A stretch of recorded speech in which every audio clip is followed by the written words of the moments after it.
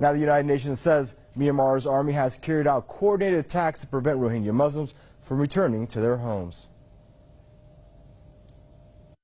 The credible information collected also indicates that the Myanmar security forces purposely destroyed the property of the Rohingya population, scorched their dwellings and entire villages in northern Rakhine State, not only to drive the population out in droves, but also to prevent the fleeing Rohingya victims from returning to their homes.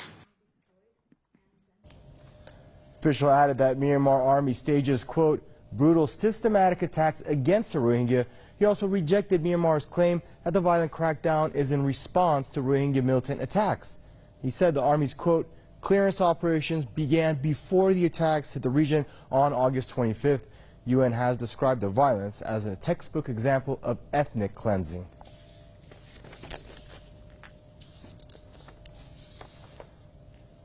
And joining us now is Mr. Edward Corrigan, international human rights lawyer, joining us out of London, Ontario.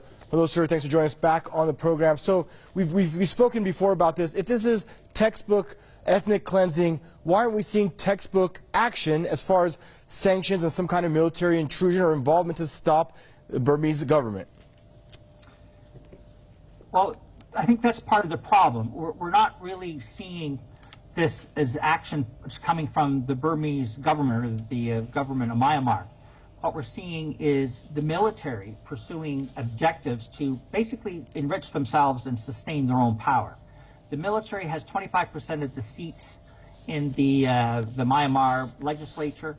You have also, they've got control over the military, interior, some of the key sort of military and safety and security ministries. And that's part of the Constitution.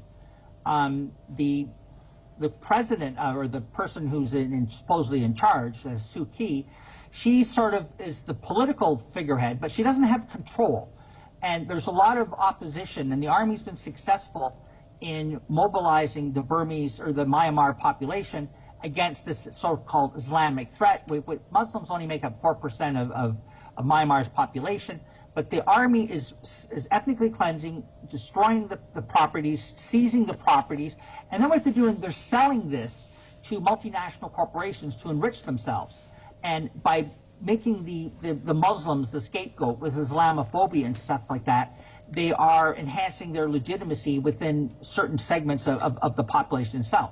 Now, interestingly, the Myanmar government supposedly negotiated an agreement with Bangladesh for the orderly return of at least some of the refugees back into Rakhine province. But the army is not following that, so there's a breakdown between what the political agenda is of the government plus what the people who are on the ground fighting and enriching themselves and maintaining their own power base, which is, of course, the military. You also now have a very disturbing development. We have now seen some attacks from the Bangladesh army on these the refugees going into Bangladesh. So the Bangladeshis are trying to to push back and to punish the Rohingya Muslims for trying to get into Bangladesh for getting freedom away from the the attacks of the Myanmar army and also Buddhist extremists. Okay, so now Bangladesh is responding actually in a similar way to prevent the Rohingya Muslims from going back in. So the army has one agenda, and they seem to be really in control, especially in Rakhine province and control of the military.